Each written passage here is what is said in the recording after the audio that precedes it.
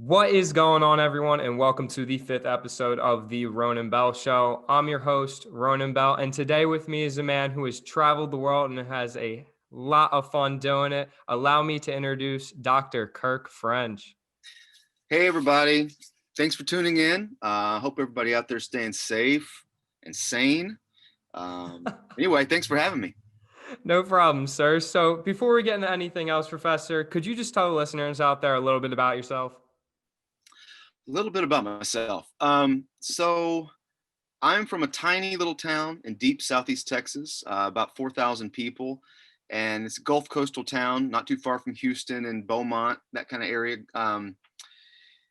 I went off to, after graduating high school, I was a first generation student. No one had ever gone to college on either side of the family. And I didn't know what I wanted to do really. And my parents suggested I go to a community college because I didn't really have any plans. I didn't know what the hell. And so I knew I wanted to go to University of Texas in Austin. So I moved up to Austin. And plus I wanted to live in Austin because Austin's Austin. Dope And city. so I went up there and I went to Austin Community College for 2 years. And in that time period, started figuring out what I liked, and transferred into Texas State University. Spent 2 years there. That's where I got my degree.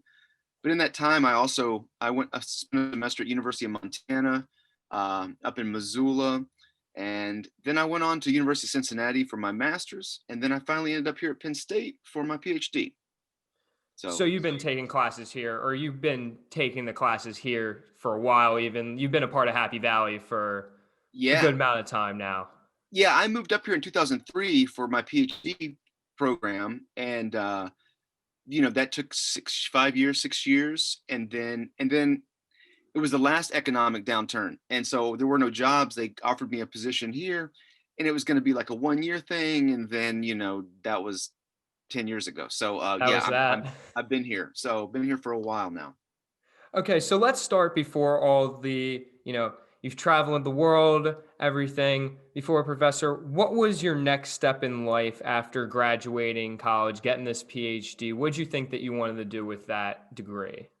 Well, you know, I took a little bit of time off between my bachelor's and my master's, and my master's and my PhD.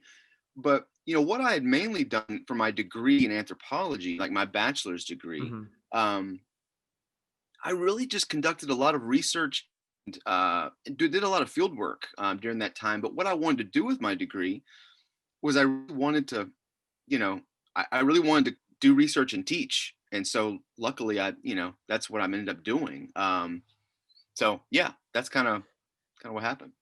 So other than, everyone learns a bunch of things like from textbooks, from their professors. What else do you think college taught you when you were here besides the actual knowledge you obtained from the learning? Well, I think college, especially when I'm talking about like my bachelor's degree, well, I don't know, I guess all of it, but when you're later in grad school, you're like a full-fledged adult, you're like in your late Yeah. 20s or whatever, and stuff. And but you know, what I really learned, I think, is what I didn't want to do with my life. I taken a lot of those classes, before we started this recording, you were mentioning some classes you're taking and they don't have to do with your major. And the thing is, one of the reasons that those are important is that it's helping you realize what you don't want to do. And that honestly, people are very obsessed with trying to figure out what it is I want to do for the rest of my, like, what am I going to be happy doing the rest of my life? I got to figure that out. Well, figuring out what it is you don't like, hey, man, that could almost be more important, right? You don't want to waste time doing some stuff. And especially for people in anthropology, there's a lot of people that think they want to do archaeology because it's cool and it's like Indiana Jones stuff or whatever. Well, they go in the field and they're like, I really don't like bugs crawling under my eyelids, and this sucks. And why I ever think I want to be in archaeology? Well, it's a good thing that you figured that out earlier versus much later after you already have the Mhm. degree. So I think that learning that type of stuff, taking advantage of fieldwork opportunities and volunteering in the labs and stuff that I did, that was different than your book smarts kind of stuff. Yeah. It was experiential, and that's where I think I really learned a lot. Yeah, that's awesome. So before we get into the traveling the world thing, let's go into, I understand that you are a big TV star. Could you tell the listeners out there what exactly that was like being on camera, traveling the world, and distributing your knowledge not only to students, but to a larger audience? Well, I can't believe you even know about this thing. So I was not, okay, definitely not a big TV star. I had a series on Discovery Channel. It was 10 episodes, but like only 3 or 4 aired. It was pulled for a variety of reasons, but it still was a great experience. We traveled all over the United States, visiting with people, and like you said, yeah, it was an opportunity to really reach the greater public with kind of basic ideas of archaeology and anthropology and all that. So, what was it like being on TV and all that? I mean, it was definitely bittersweet. It was good and bad. I mean, there was fighting with Discovery Channel all the time about trying to make things ethically square, and not doing things that were messed up and sketchy, and trying to get them to listen to us. And they were like, well, this is what's going to sell, this is what people want to see. And I'm like, I don't care what people want to see, we want to do it the right way. And so there's a lot of battling, but it was also, we met a lot of cool people, along the way. And so that was one of the major benefits about it. But I would say that the largest benefit was of the TV show, of what I took away from it, was learning about film production. It was a small crew. It was like, including me and the other host, it was like 6 or 7 of us. So 3 camera guys, a sound guy, and you're with them every day, and you're traveling together, and you're learning about how to frame things. And now I've been, making documentary films over the last several years, and that experience really, well, I wouldn't have been able to do what I'm doing now with film if it wasn't for the TV show, right? I got to see behind the curtain. So do you think well, obviously that helped you take this next step into what you want to do now, obviously. But what do you think? Do you think that the show helped you become a better professor as well? Did that help in that category, in the long term? Absolutely. I mean, um, you know, that idea of standing in front of a class, bunch of students, and talking, I was never that nervous about that. I've always been, kind of an extrovert, or maybe a very much of an extrovert. And so that wasn't a problem, but I think it was about framing the story a little differently. So yeah, definitely, it definitely helped with making me feel more comfortable in telling a story to a larger group of students, and utilizing different mediums, in the class, kind of like Mhm. what a TV show would do, where they would utilize many different visuals. So I think it did help. And just trying to get students to grasp anything nowadays and actually pay attention for more than 5 minutes is something hard. How do you feel that, how do you feel that, how hard is grasping the students' attention, especially because you teach a class with what, 750 kids in it? So Yeah. what do you think that the big draw to taking that class? Because I thought that every time that I stepped into your classroom, that it was very easy to pay attention because of not only the information, but I think that your character and the way you hold yourself as well. Well, thanks. I'm really glad to hear that. I'm glad that you enjoyed it and that you felt that way about the class. I w- I would like to think that you were the norm, but when looking up there in the group, you see a lot of people that are just like snoring. They're out. So it's always going to be like that, though. But I'm glad that students do seem to like it. I mean, I think that a lot of that has to do with the subject matter. It's about alcohol, right? I mean, it's a class about booze, and so I think that's the subject itself lends to people wanting to, students and just the general public wanting to pay a little more attention to it, because it's about something that they have a strong opinion about, be it a college student that likes to booze it up, be it a recovering alcoholic that wants to learn more about alcohol and what it really does, or someone's part of their religion where they think alcohol is really bad, they have a strong opinion about it. So I think that using that subject helps. But then the other thing, I know what helps me, which is storytelling. And I try not to rely just on the straight up facts that are on a PowerPoint. Yes, there's going to be facts, there's going to be some dates, there's going to be some details, but I'm going to try to weave together some personal stories. And I think maybe if my teaching works, I think the way it works, at least for me, in the sense of being able to tell those stories, it works for me if I can get a little personal. And I think that people respond to someone that's getting personal, talking about their family. And a lot of people don't want to do that. They're like, I don't want to go out there and talk about my family or talk about, I don't want anybody to know my personal business. And yes, there are things that I do keep to, close to Oh, my chest. And I don't, but I open up a little more, I think, than do. And also some people don't like that. It makes some people uncomfortable that I do that. But I think that helps me, and maybe it helps others to relate, that yeah, you're that never we're going to all in please this together. everyone. Right, right. Yeah, so let's go into where did this idea come from to travel to all these different places and research about the different culture of alcohol in the different countries that you've been to? Well, I mean, I would say that all started really in Mexico. I've been conducting field work, being a part of projects since I was an undergrad. And by the time I was about finished with grad school, so in about so that was doing so about 12 years or so of total schooling, 4 6 8, yeah, 10 or 11 years. I had spent 60 months in the field. I had spent almost 5 years of that Oh my God. time in the field, and a majority of that, more than half of it, or three quarters of it, probably within Mexico or Guatemala.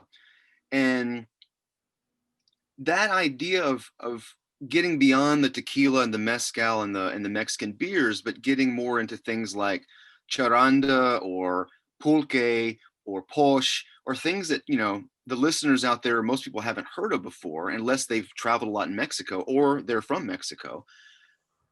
Experiencing those, seeing how the variety and the diversity of alcohol and the way it's consumed as an anthropologist just got me thinking, damn, this is cool.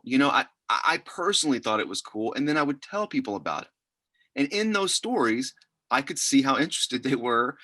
And I thought, well, hell, as an anthropologist, you can study anything that humans do.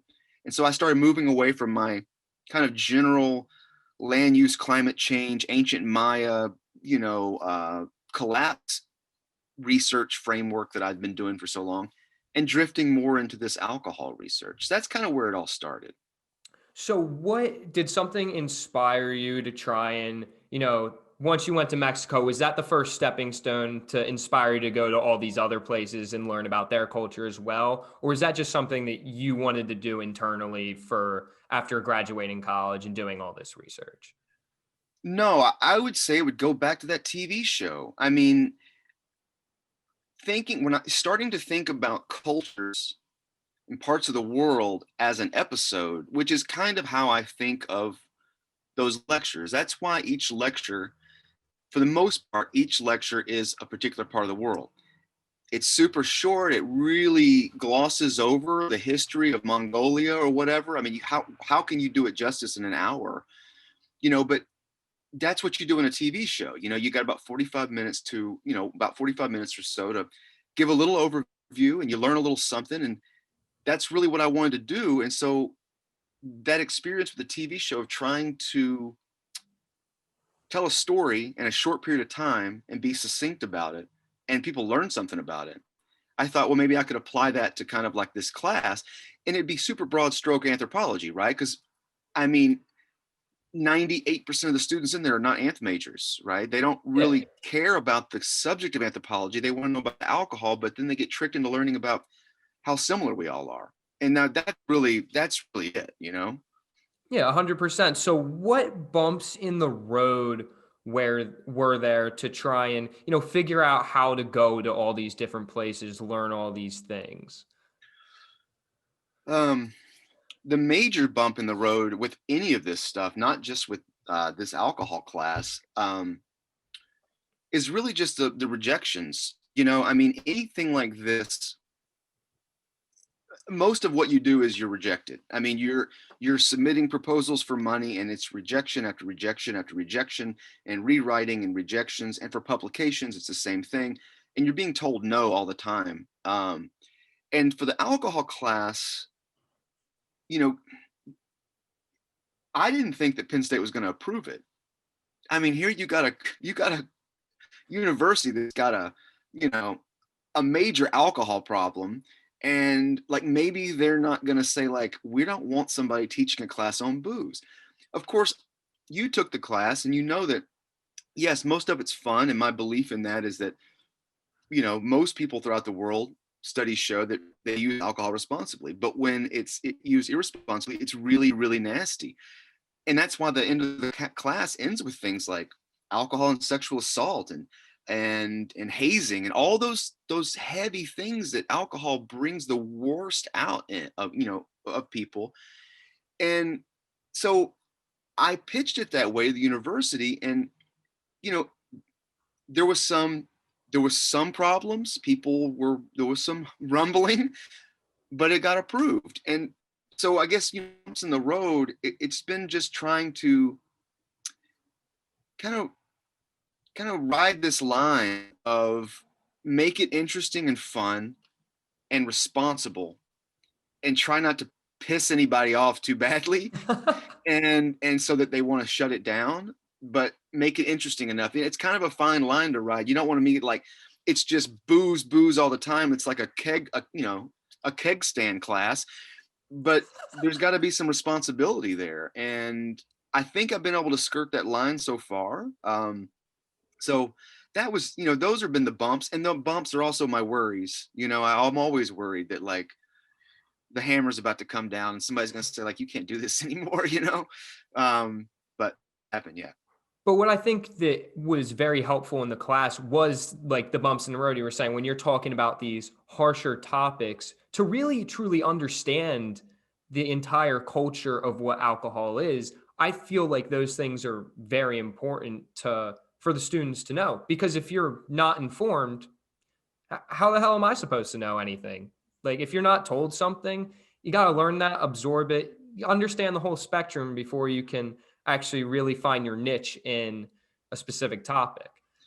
Yeah. And I thanks for saying that. Cause my goal with that class is also, honestly, it has to do with just being a little more aware of what alcohol can do.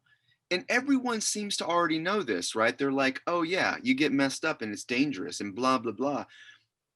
But hearing it from someone, all I know is that when I heard things that were real about certain types of drugs or alcohol or whatever it was from someone that I respected and I knew that had experienced those things, I paid a little more attention versus someone saying, here's a pamphlet and drinking's really bad. And I'm like, no, whatever. Like, you don't understand me. So don't tell me what to do. But if you feel like that someone kind of understands you and you have respect for them, you kind of listen to them a little more. Not that I'm saying the students feel that way about me, but if some do, then maybe they'll heed the warnings a little bit or let it soak in just a tiny bit. I'm not trying to change anyone's opinion.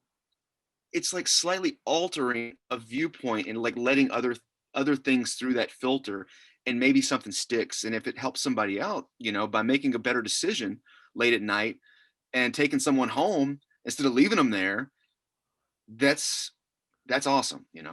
The thing about listening in general, I just think more people need to do that, get off their phone. I talk about that a lot, just getting off the phone, putting it down and listening to someone who knows more information about you. Like, obviously, I'm not an expert in alcohol. I'm only 20 years old. When I was sitting in that class, just listening to the things that you said, I felt that though I can't drink alcohol yet and like all that kind of things, when it comes to the time that it will be way more informational. I know way more about what alcohol is, how to use it responsibly. And I think that that's what some kids need to realize, that you need to know everything. You don't need to know everything about it, but if you have more information about it, you can make a better judgment call on what you're about to do.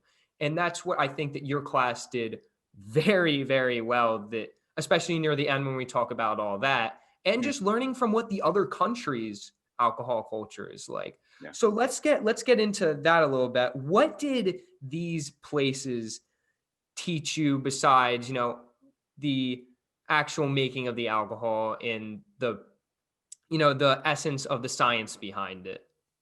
Well, I mean, the main thing that I have learned from all the traveling that I've done, um, which is, I've been to places, like I said, I was a lot of Mexico, a lot of Latin America, also, Scotland and Netherlands and Belgium and Mongolia and, all these places. I think what I learned more than anything is just to understand the different or appreciate the different perspectives and outlooks and worldviews that people have all over the world. And what that does is it creates a level of tolerance that you're able to tolerate people's viewpoints just a little bit better. It's not like I'm Zen or anything like that, not in the least bit. Especially the polarized world that we're in now in our own country. I have a hard time with tolerance with people of different political views. I really do.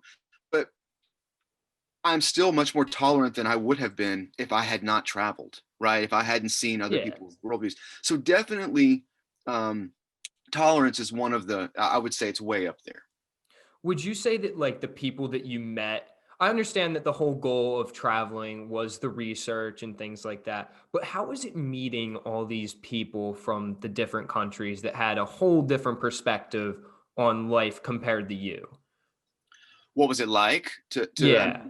well, sometimes it's very uncomfortable, because their viewpoints on of things are very different. And, but one thing that tends to help is that people in a lot of different countries, they want to know about your views in the United States, and you end up having these conversations, and about politics and about things like that, and they're very interested in that. And I'll also say that, from some of these places I've gone to, I've stayed with families, but when I'm staying at like a hotel or something, I always make sure to go to the local bar, no matter where it's at. Like, and it's in kind of the divier the better, because I want to go in there and I don't want to go to a really nice bar where there's wealthy people hanging out in Mongolia.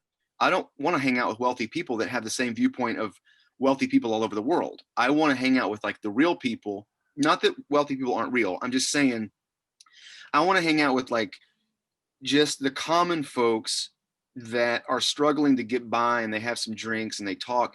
They open up more, you can get more. I don't know, it's different, and so I make sure to do that. I really like dive bars in the United States too, for that same reason, is that you kind of get this, it's just a different perspective than what you would get at like, a nicer, fancier place. And so it is difficult sometimes because, especially in a foreign place, they want to know about the United States and all this kind of stuff. Start telling them things, and America has not been all that nice to a lot of different places, and people have strong opinions about it, and sometimes their knowledge, their information is wrong about what happened, or, Mhm. about, and so then you're telling them what are you gonna do? Tell them that they're wrong about something that they read? So it can be difficult, but still, the experience of being a good representative of our culture, to let them know that we're not all bloodthirsty, um, you know, colonists, Yeah. and so it's there's a lot of responsibility in that too. I think I'm kind of going off topic here, but anyway. But and I want to shoot back to the point where you were talking about, going to the dive bars and stuff and learning from people who were really in it. And my personal belief is that people who have been through some shit in their life, have gone through the ringer, that's who the person like I want to talk to, because those are the experiences that probably I will never get to experience. Like, what was it like growing up like that, rather than, because the people that are wealthy, I mean, I'm sure that they lived a great life, and there's nothing wrong with that, but I want to know what it was like going from the trenches to up here now, and just making your way up the ladder rather than just shooting up. Right. So, and I agree. let's go let's go into the point where how has your perspective on life kind of changed from, visiting all these different countries, really seeing how culture was like there, and then bringing it back to the United States? I'd say some of the things that how my perspective on life changed after it wasn't anything overnight. It was over time I started realizing about myself, about how impatient of a person I am. Um, Part of that's just personal. It has to do from my dad's a very impatient person, so it has to do with behaviorally growing up and who you're raised around. But it also has to do with your culture. We're Americans and we expect things to happen right now. Like, I'm gonna go to the store and get me some toilet paper right now, and it's not there. I'm gonna freak out. Like, we need things to. So we're a very overall we're a pretty impatient culture. Um, but I'm an impatient person on top of that, and it helped me realize how impatient I am, and also it helped me realize how intolerant I am. And that was a hard one because I think of myself as very tolerant of other people's worldviews and all that. But, and I am, like I said earlier, I am much more tolerant than I was before I started all this. But man, I really realized that I am not some zen of tolerance at all. But it gives me a goal. Like I know it's something I need to work on. I need to be more patient. I need to be more tolerant. So it's a lot of self-reflecting, of when you come back from these trips and trying to let it sink in of the way you behaved or the way that you reacted to something. Yeah, you got to know that. I mean, just studying the world in general, like to be honest, most people in the United States have never left here. They don't know what it's like on the other side of the world. So how am I Right. supposed to base an opinion on that? Right. And I think that that's something that you have to learn. You're not going to be able to make a judgment call on something that you don't know. And people are so quick to the judgment nowadays because they see something on social media, they see something on the internet, and it's not entirely true. It's just one person's perspective on that topic. And Right. I think that's what kind of clouds the minds of especially my generation. When they see something on the internet, they already make an opinion about that place and about that topic. So what do you think, how do you think that if someone else was in your shoes, what do you think the most beneficial part of going to all these other places was? For someone else, the reason I would suggest or do suggest that students study abroad, travel as much as they can, take advantage of situations that universities usually offer with, even if they don't have the money, they can find the cash somewhere on campus to pay for most of it or whatever to do it. Because traveling like this, even if it's, a lot of the places I go to, it's just for a couple of weeks at a time. It's not like I'm going and living there for 6 months. I did that in Mexico, but these other places, these are short trips.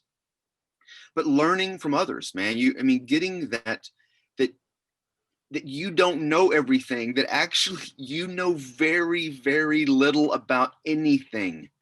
You know a lot about southeastern New Jersey. Like that's what you know about. That's what you know. You know about a 3 square kilometer area, and then you know a lot about economics because you took a couple of classes. But you really don't know that much. And so the humility that you learn from traveling, and being open-minded when you travel and trying to experience things, um, that I think is the biggest benefit. That's that's exactly what I wanted to try and get you to say to the listeners out there that the benefit of going to all these different places, some people think is some people I would consider it a gift and a curse. The more you know, sometimes the more it can hurt. And the more you know could change your perspective on things in general. And what I want to go to now is that, after going on this research study and everything, about the experience in these other countries, is there anything that you would have changed at all? Like the classic turn back the clock question is what I'm getting at. Things that I would do different while I was there. Is that kind of what you're talking about? I would say that, and just, is there anything that you wanted to ask someone that, like you didn't at the time, Oh, and now yeah. you're looking back on it now? Yeah. I mean, usually I'm there for such a short period of time come back and you start going through notes and you start trying to put the whole thing together, you realize there's all this stuff you didn't ask, that you didn't, or you didn't write down, or you didn't remember, or why didn't I film that part of it? Like, there's tons and tons um, of examples or things that I can think of why didn't I, just go that extra step? What, and usually what it comes down to is I was feeling uncomfortable about something and I needed to call it. I needed to step back and I needed to change gears on what was happening. There was some stuff that happened in Mongolia where I was getting very uncomfortable with my translator. He was really young and he did not really understand all the things that I was trying to get across. I mean, his English was fine. He was translating fine. But by the end of the time, I ended my like 12 days there, I was so done with this guy that he and the driver had asked me to go to this huge statue of Chinggis Khan. It was like another 2-hour drive this Mm-hmm. other direction. And I just wanted to go back to the hotel. I hadn't taken a shower in 12 days. I was just kind of fed up. Oh my God. But I didn't go. It would have been an extra 5 hours, 6 hours. I'll probably never have that opportunity again. And I just didn't push myself just a little bit further to go and do that and experience it, see the people that were there. It's a place where a lot of Mongolians go and they go to see this giant statue that's built out in the middle of nowhere. And it was a great experience. I would have great film footage of it. I could have talked to people about it, but I was done. And I didn't so that's one example, but there are tons of those where it's usually my impatience where I'm thinking, no, I just can't. I'm just calling it right now and I'm going. And I go back, and I wish I would have done more. And the thing about, like, I don't want to say like you regret doing that specific thing, because there's examples that you always want to ask that one more question and things like that. But let's go into the documentary. Like, what was the real goal of trying to film all these different places and all the culture? What did you want your viewers to really learn about the culture of these different places? So are you talking like the Land and Water documentary? Yeah, yeah. Yeah. So I mean, that one, there's tons of regret with that too, of what I'm trying to portray, because I didn't, you know, again, it had to do with time frames, and I was feeling rushed, and I didn't do certain things. I didn't film certain things. I didn't interview certain people. I mean, the biggest thing of, if you're talking about turning back the clock, and I wish I could go back and do this differently with the film, man, there are all these people, the viewers right now don't know what this film is about, and I'll talk about it a little bit later. But the thing is, it's about climate change and land use patterns and how this little village has changed. And there are groups of people in that community right now they're planting trees, and they are working on trying to um, repair the environment. It's an uphill battle, but they're trying. I didn't interview any of them, and these are people that are trying to make a difference in the subject that I'm talking about. So really, essentially, all I did was interview a bunch of people that talk about how bad things are and how things have changed for the worse, and some hope of how we can make things better in the future. But then I didn't interview anyone that's actually working on those aspects of it. And it really drives me crazy about it. We knew about them. We tried to interview them. It didn't work out with timing. We were out of time. We had to leave. And that was it, you know. And it happens. And that's something that I use the tagline a lot. I say, keep on keeping on. And what that means is, it happened. You can't change it now. Like, what are you going to do about it? Like, Yeah. there's nothing that you can do. And it sucks right now looking back on it. But are you going to, sit down and, not going to make the documentary anymore, or are you going to just power through and like, all right, this is what I have, we're going to make something out of it. And that's Yeah, where I and you think, make sure that, like, on the website, when people go to that, there's some, disclosure in there that there are these groups and have their website on there, that this is what they're working on, and you try to do their best to kind of patch it up, but yeah, it's the whole thing is, everything is full of mistakes. Everything we do is full of mistakes. You just try to do your best. And the thing is with the mistakes is that's what you really learn from at the end of the Yeah. day. And that's what more people realize when like people are so scared to just go and start something because they're scared of the failure. Well, the failure actually teaches you the most about, I would say, your inner self and just about trying to accomplish something. Hmm. Like, would you say that the whole goal of the documentary that you made is to become rich and famous? Yeah, that's the point I'm trying to make. Exactly. My goodness. No, I mean, like the point of the documentary was to just share with the public, or as many people, yeah, the public, many people would want to watch it, about how quickly our world changes. It doesn't that within 25 and 50 years, it could be night and day with the community that we're from, that we live in. Um, and that's and so it's not about this little village in Mexico. It's about what happens all over the world and is happening all over the world, and how quickly our things that are comfortable to us, things that we hold dear to us, can disappear, and through checked, unregulated urban growth and not paying attention to a changing climate and those type of things, and things just disappear, and the place is out of water. That's the whole point.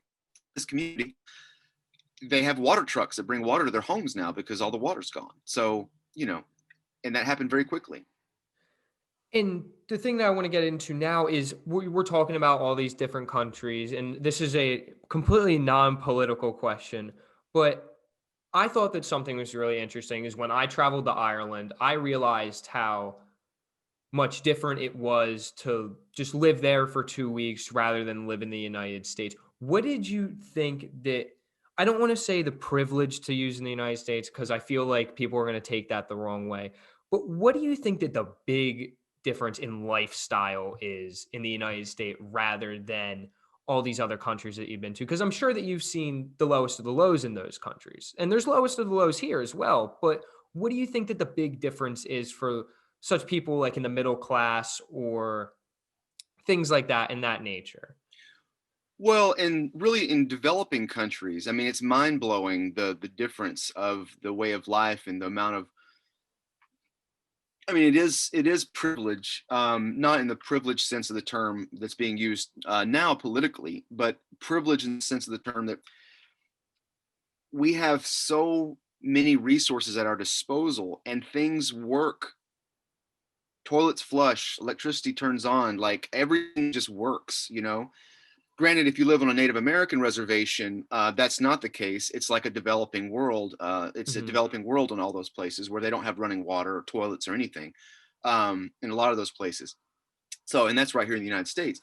But, you know, there is, you do get a sense of just how, I would say, I don't want to say how good we have it, because that's almost loaded, because it's so good, because like, no, the rest of the world couldn't live like this. There are not enough resources or plastic or water or food on the planet for everyone, for all 6.5 billion people to live this way. And I think that traveling can help you understand that. Like, maybe it's a little bit too excessive. But there's something else I want to add to this question about privilege, or not privilege, but about the differences and a better sense of what it's like when you travel and what it's like in the United States. But it also, see, for me, it's also gone the other direction, because it hasn't been just places like, Mexico and Mongolia and Guatemala and things like that. It's places like Denmark, where I've done research, or the Netherlands or Scotland, where you start talking to people in a dive bar there, and you start realizing that what their healthcare system is like, what their education system's like, that they go to university for free, that they get healthcare for free. Now they're taxed about 5% more than we are. In Denmark, they're taxed 40%. I'm taxed 35%. So, but they get free education as long as they Mhm. want it. And so then you come back and you start realizing, well, there's things about the country that I went to that I like the way America does it better. Then you go somewhere and you're thinking, wow, why don't we do it that way? And so it goes both directions. And that's what I have really learned about traveling as well. Is it's not just about going and saying, wow, America's so much better. you come back going, well, in some ways, but in other ways, we got to get it together. And so that's kind of it. And the kind of thing that I want the listeners out there to know is the whole putting yourself in someone else's shoes for a change thing. Stop worrying about, your perspective on something and be open. Because, I mean, going to all these different places, you have to have a really open mind to really understand everything that these people are about to tell you, what the culture is like. Because if you don't, you're going to sit there and just be ignorant about it. What they say is just going right over your head. Like, I don't care, things like that. And I think that, especially, I don't want to say my generation, but the people that are coming up into college, and I would say high school, taking that next step into the adult life, just kind of worry about what's on their screen or what is on their mind rather than trying to truly understand what someone else is going through. And what you were saying about Mexico and Mongolia, when you met these people that kind of didn't have it great, and then you were able to just talk to them for a little bit, just through communication, what humans have done for millions of years when we finally invented language, that you can learn a lot about someone and about the way of life that they've been through and about their culture just from, sitting down and talking. I think that's something that's very overlooked nowadays. How would you feel about that, just about that comment in general? Well, what it's making me think about is that it's almost a tagline that I use in all my anthropology classes, is that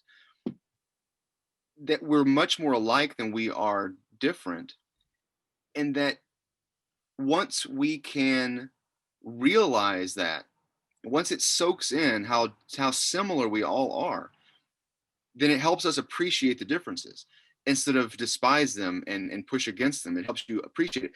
We do this on a micro level all the time with family. Within our family, we got a lot of differences. Even within our tight little brothers and sisters and like mom and dad, we got a lot of differences. But we're very similar because we're all related, right? And so then we can appreciate and kind of almost laugh at sometimes those things that your brother or your sister or your dad does, and it just drives you crazy, but it's also kind of funny. And you take your extended family and you do that too. And sometimes we are even able to do it as Americans if we stop the political stuff for a moment. It's like, it's kind of funny when it's somebody from Alabama makes fun of a New Yorker, or a New Yorker makes fun of an Alabama. If it's all within it's like, well, we're all Americans and we're all silly, we're all ridiculous. Yeah.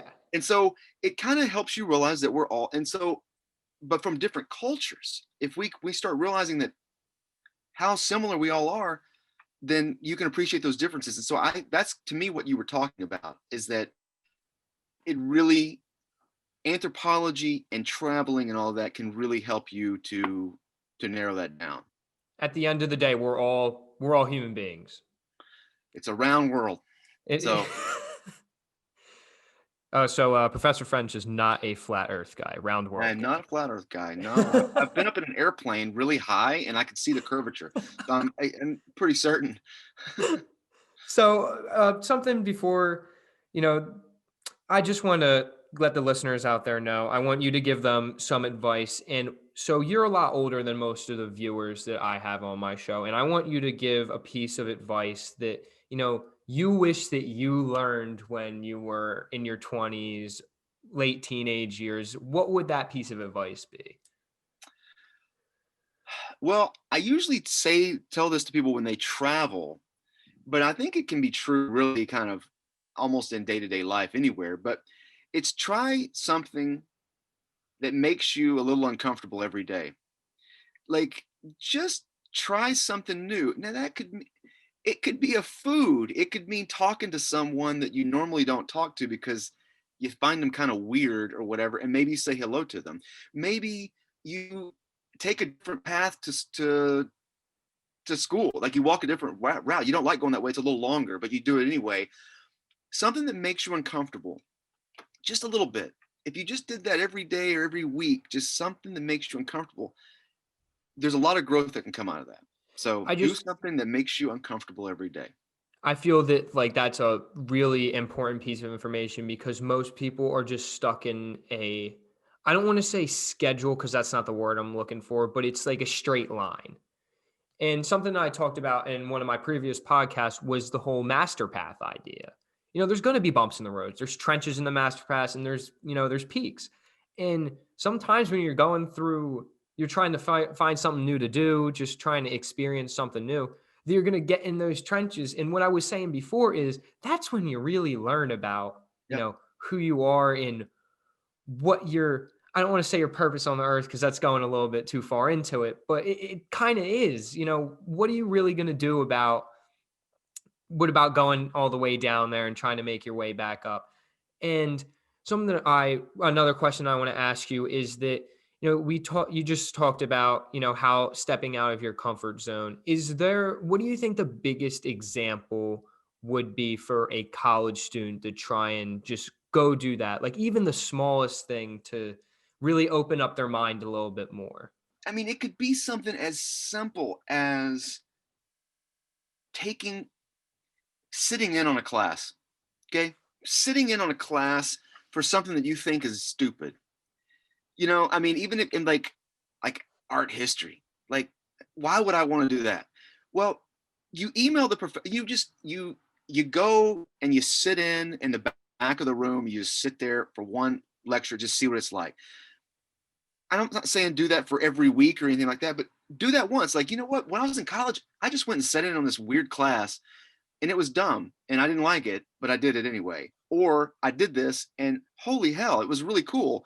You don't know what's going to happen. And, you know, that, and you might meet somebody in that class. Like you might sit down next to somebody and end up talking with them after class. You never know what's going to happen. And it seems like a weird thing to do. I never did that. But so it took me a while. Maybe you're going to edit out how much time it took me to come up with that. But that would be a really cool thing to do. Just go sit in on a class. No professor would ever care that somebody did that. Well, because you're just trying I mean, at the end of the day, but you're a professor, so I'll ask you this question. What at the end goal of the day, what do you think that you are really trying to do with this position in like Penn State? Because you have a very influential spot in most students' lives, I would say.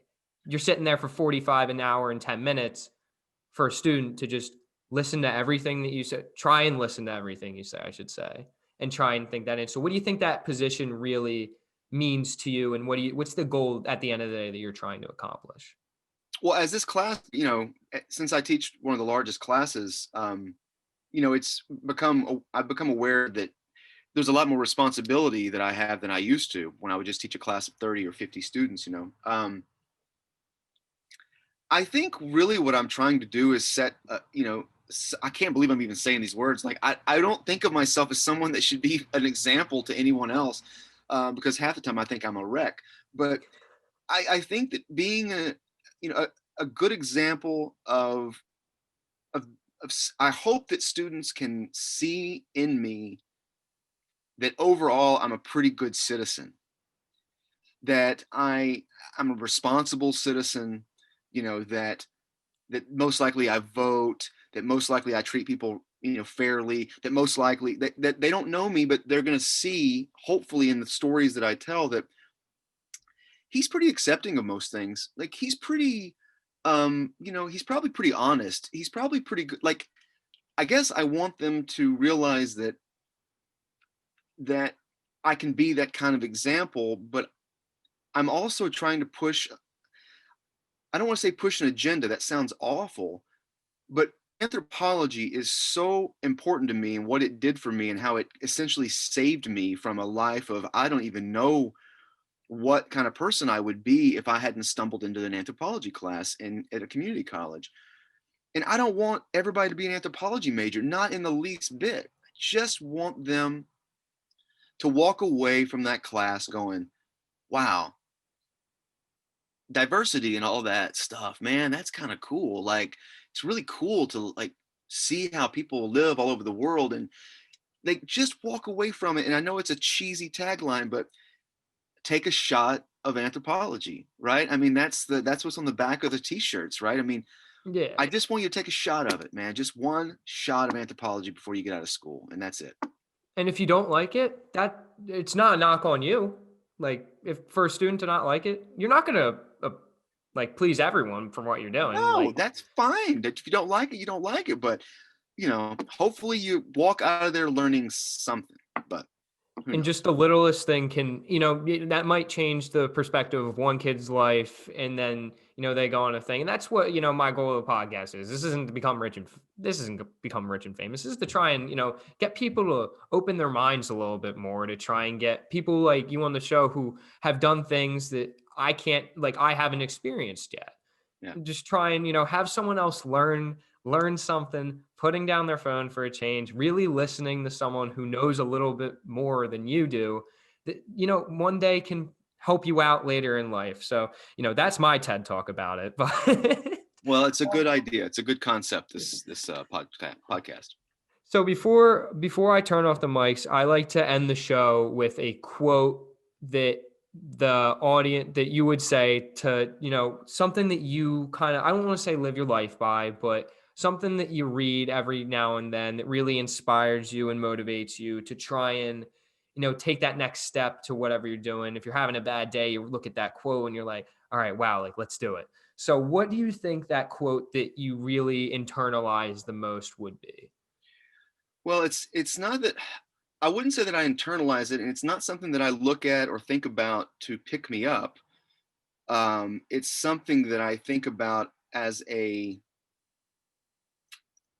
something that's unachievable, it's unattainable, but it's just it's just the golden rule. It's just treat others the way you want to be treated. And, you know, I don't do that.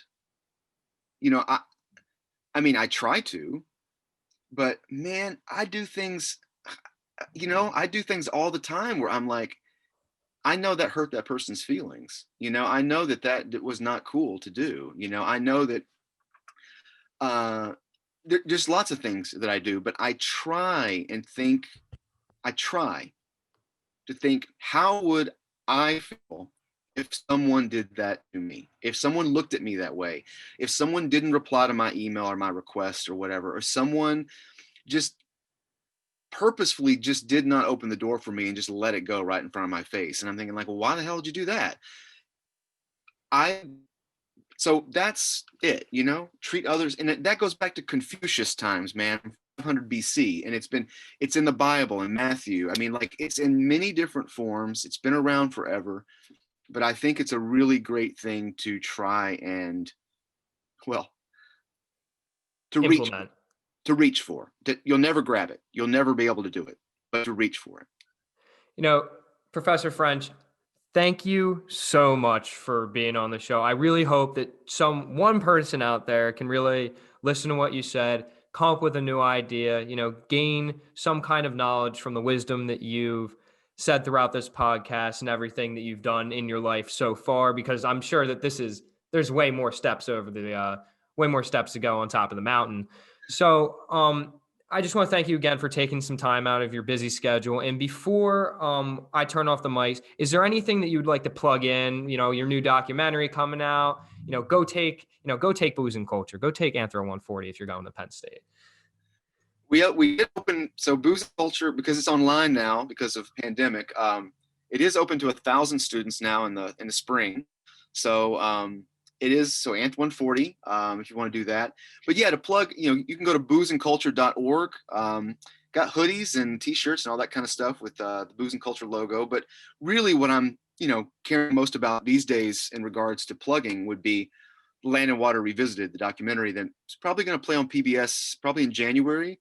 But you can go to landandwaterrevisited.org to see the trailer, and there's merch there as well. But you can read more about the project that we talked about several times throughout this podcast. Anyway, that's it, man. I really, really appreciate this, man, for asking me to come on. It's been fun. Thank you. No problem, sir. I can't wait till we go back and, listen to this 10 years, 20 years from now and just realize how much we've grown from there. So that's the whole point of this. And to anyone listening out there, I hope you all have a good rest of your day and just keep on keeping on, everyone.